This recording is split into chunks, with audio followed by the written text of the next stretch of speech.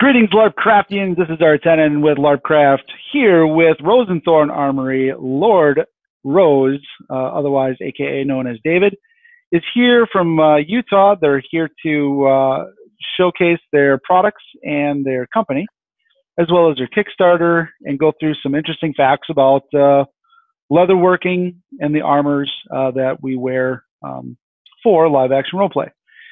David, thanks for coming today, and tell us a little bit more about Rose and Thorn Armory. Sure.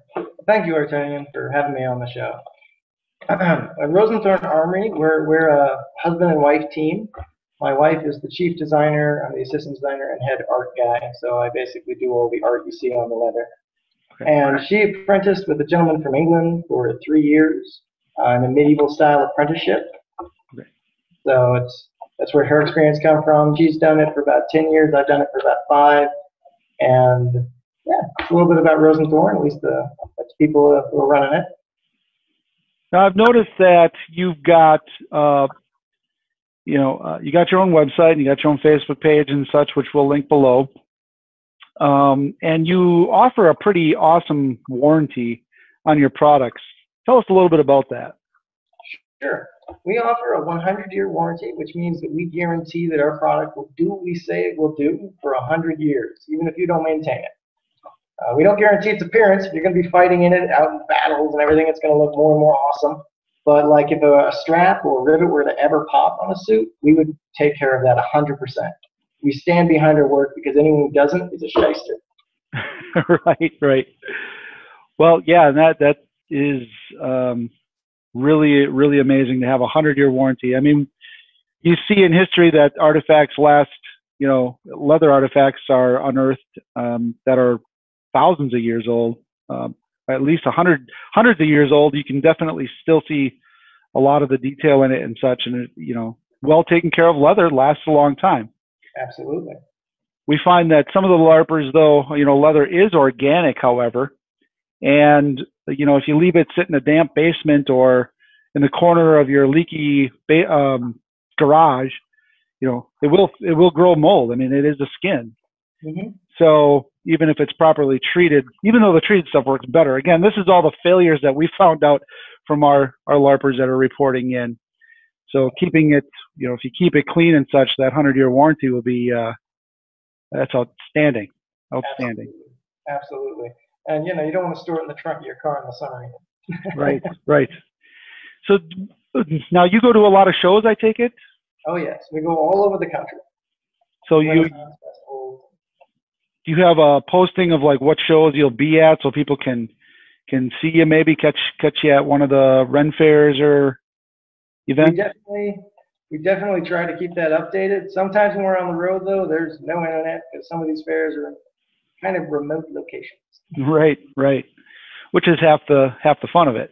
Yeah.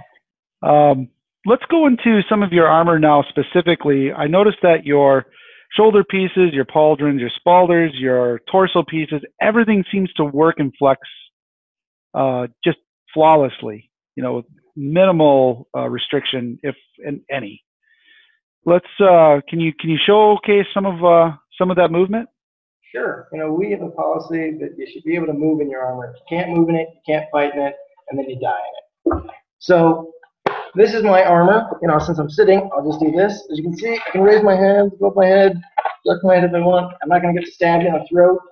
Each of these plates moves individually with one another. Okay. All right.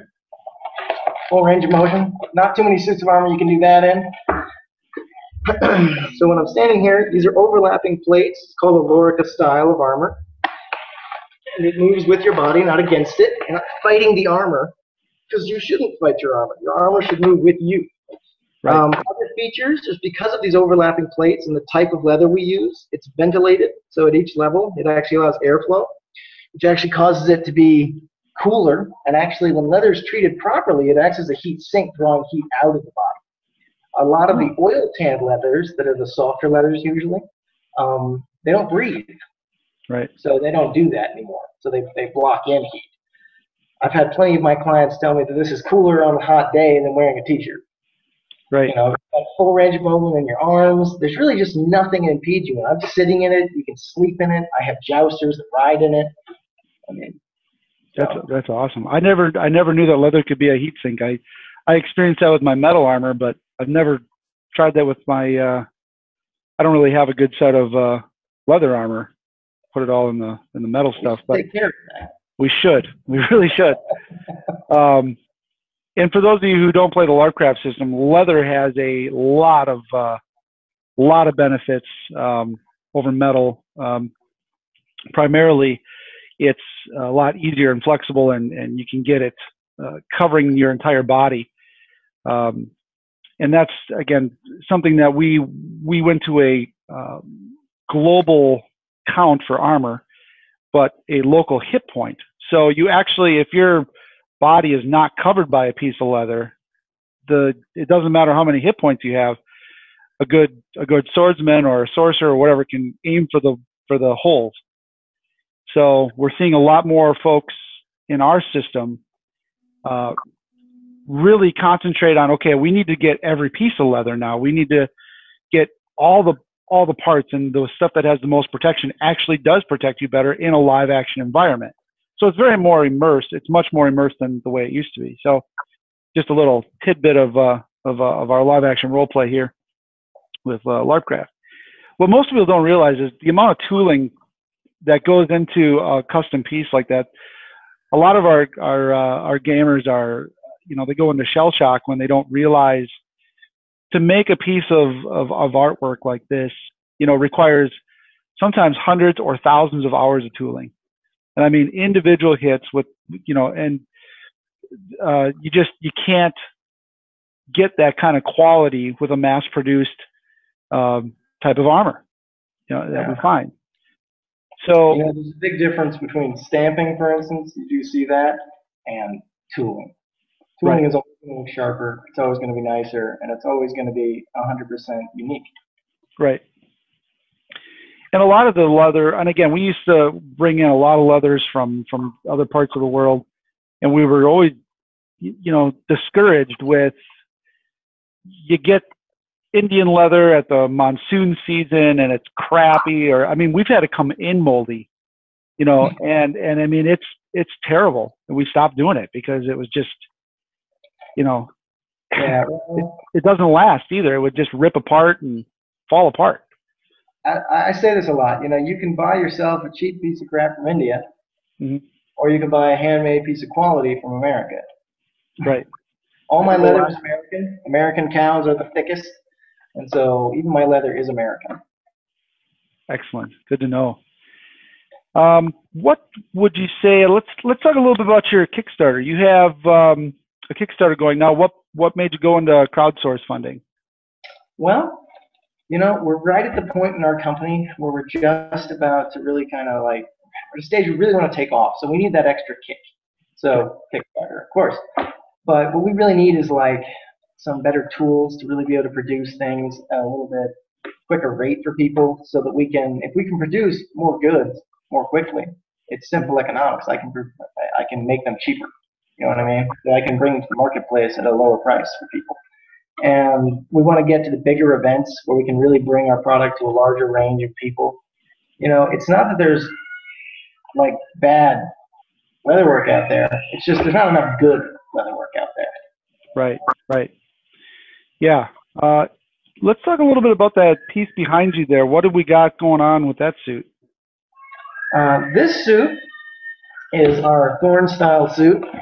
It is, once again, fully articulated, moves the body. I didn't mention this before, but all of our suits have a wide range of adjustability. So a suit like this particular one fits anywhere from a husky large up to a double X easily. Okay. And the one I'm wearing would fit someone from a small up to a large. I'm about halfway on these straps. So, you should have a suit that's going to last you a long time and you can wear it for a long time. But this suit in particular is double plated, which means it's got 2 layers of 1/4 inch leather on it, which means this is up to 1 inch thick where these plates are overlapping one another. Okay. So as I like to say, this is apocalyptic. It's egregiously over necessary. It's absolute badassery. And that's what a lot of us are going for sure. Yeah, yeah.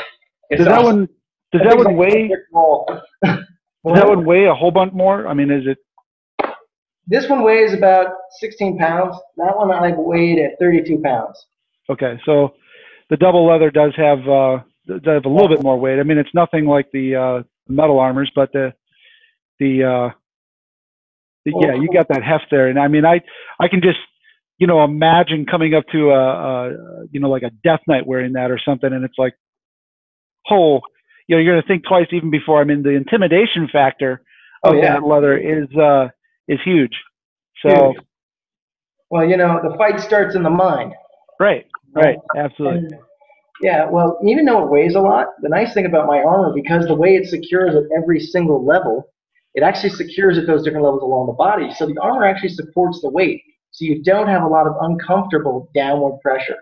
Our armor is comfortable. If it's not comfortable, you're not going to want to wear it for 12 hours. You know, I've worn mine easily 12 hours a day when I'm at an event.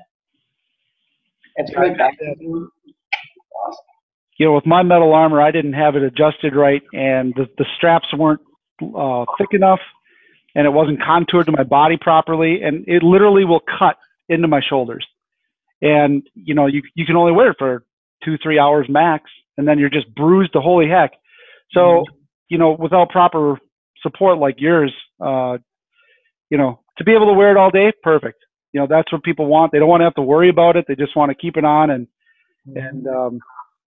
you know, it just looks great. Yeah, you know, who doesn't want to, you know, armor looks good, but honestly, what makes it look good is the person in it. It just brings out that inner self. It lets people see your inner awesome. Right. So if you want to see the Kickstarter, again, at the time that this was filmed, we'll post it in the links below. Facebook page and actual website will also be posted in the LarpCast here. We would like to thank Rose and Thorn Armory and Lord Rose here, David, and we look forward to doing a few other LarpCasts with you. Stay tuned for some of the other ones we may be doing about myths about leather armor and some of the history to give people a little bit more background about, you know, how it works and how it's progressed through the ages. Thank you, Artinian. It's been great. Okay, take care.